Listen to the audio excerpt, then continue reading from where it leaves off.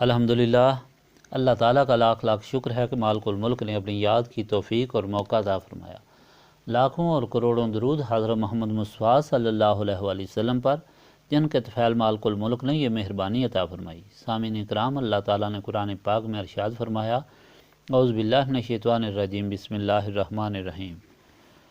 ما کان للہ ان یتخذ من ولد سبحانہ اذا قضى امرا فإنما يقول له كن فيكون وإن الله ربي وربكم فاعبدوه هذا صراط مستقيم فاختلف الأحزاب من بينهم فويل للذين كفروا من مشهد يوم عظيم أسمع بهم وأبصر يوم يأتوننا لكن الظالمون اليوم في ضلال مبين وأنذرهم يوم حسرات اذ قضی الامر وهم فی غفلۃ وهم لا یؤمنون انا نحن نارث الارض ومن علیہا والینا یرجعون۔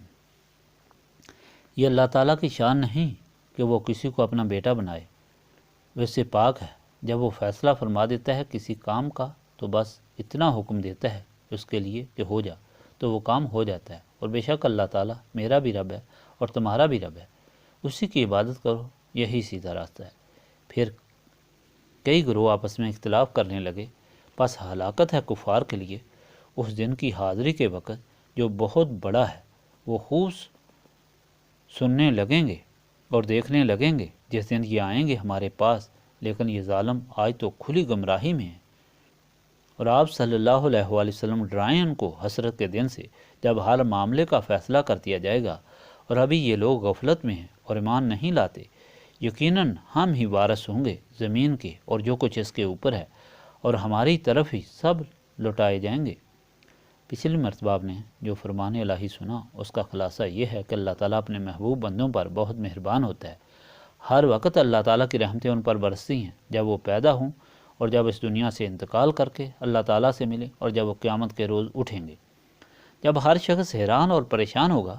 اس لیے ایسے لوگوں کی راہ پر چلنا اللہ تعالیٰ کی رحمت میں داخل ہونا ہے، اور جو اللہ تعالیٰ کی رحمت میں داخل ہو اس کی دینی اور دنیاوی حیرانی اور پریشانی دور ہو جاتی ہے، اسے گناہوں سے پاک ہر قسم کی مرضوں سے نجات حاصل ہو جاتی ہے۔ اتنی رحمت والے دن کی یاد اور اس کی خوشی انسان پر فرض ہو جاتی ہے، یعنی اللہ تعالیٰ کے بندے کی پیدائش اور وصال کے دن کو منانا اللہ تعالیٰ کے احسانات کا شکر ادا کرنا ہے۔ یہی وجہ ہے کہ حضور سید المرسلین صلی اللہ علیہ وآلہ وسلم اللہ تعالیٰ کے پیارے محبوب صلی اللہ علیہ وآلہ وسلم سے نسبت کے طالب رہتے ہیں۔ حضور پاک صلی اللہ علیہ وآلہ وسلم کے ولادت اور وصال کے دن کو مناتے ہیں۔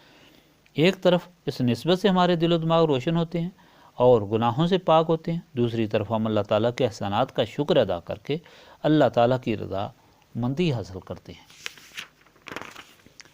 آج کا فرمان مخلوق خدا کو ان سب گمراہیوں سے پاک کرنے کے لیے ہے جو شیطان نے مخلوق کے دلوں میں پیدا کی، کہ بغیر باپ کے بیٹا، بچپن میں بولنے والا، اتنے عظیم و شان معجزات رکھنے والا انسان نہیں ہو سکتا بلکہ اللہ تعالیٰ کا بیٹا۔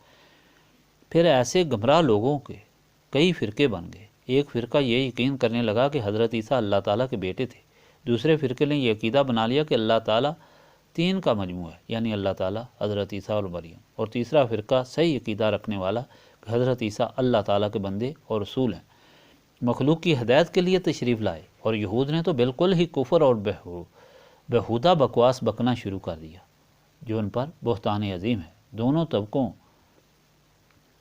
گروہوں کی گمراہی نسبت رسولی صلی اللہ علیہ وآلہ وسلم کے محرومی کی وجہ سے ہے۔ اگر حضرت عیسیٰ کے امتی ان سے نسبت قائم کرتے تو انہیں حضرت عیسیٰ کی تعلیم یاد رہتی اور شیطان انہیں گمراہ نہ کر سکتا۔ حضرت عیسیٰ تو صاف اور اعلانیہ فرما دیا تھا کہ بے شک اللہ تعالیٰ میرا بھی رب ہے اور تمہارا بھی رب ہے، پس سب اسی کی بندگی کرو، یہی سیدھا راستہ ہے۔ یہ وہ تعلیم ہے جو سارے انبیاء لوگوں کو دیتے رہے، مگر جو لوگ نسبت رسولی صلی اللہ علیہ وآلہ وسلم سے محروم ہوئے، شیطان ان کے قلوب پر قبضہ کر کے ان کے دلوں میں گمراہ کن خیالات پیدا کرتا رہا۔ اب بھی کچھ لوگ جو اپنے آپ کو مسلمان کہتے ہیں لیکن نسبت رسولی صلی اللہ علیہ وآلہ وسلم سے محروم ہیں، وہ بھی حضرت عیسیٰ کو بن باپ نہیں مانتے اور یوسف نجار کا بیٹا مانتے ہیں، حالانکہ اگر سورۃ مریم کی تلاوت نسبت رسولی صلی اللہ علیہ وآلہ وسلم کی روشنی میں کی جائے تو صاف ظاہر ہے کہ حضرت عیسیٰ کو اللہ تعالیٰ نے اپنی نشانی بنایا اور یہ ثابت کیا کہ اللہ تعالیٰ جو چاہتا ہے وہ کرتا ہے۔ ہم اسی نسبت رسولی صلی اللہ علیہ وآلہ وسلم کو حاصل کرنے کے لیے یہاں اس محفل ذکر میں حاضر ہیں، تاکہ یاد الہی سے سینوں کو صاف کر کے نسبت رسولی صلی اللہ علیہ وآلہ وسلم کے قابل بنائیں۔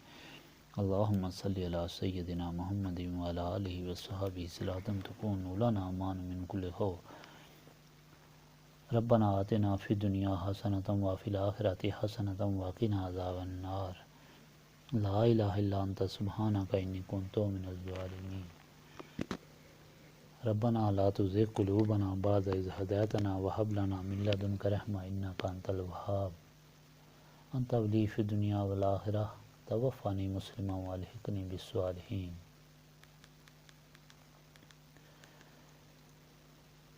اللہم انک عفو تحب العفو فاعف عنی یا غفور یا غفور یا غفور۔ استغفر اللہ العظیم الذی لا الہ الا هو الحی القیوم واتوب الیہ۔ ربنا تقبل منا انک انت السمیع العلیم وتب علینا انک انت التواب الرحیم۔ سبحانک ربک رب العزۃ عما یصفون وسلام علی المرسلین والحمد للہ رب العالمین۔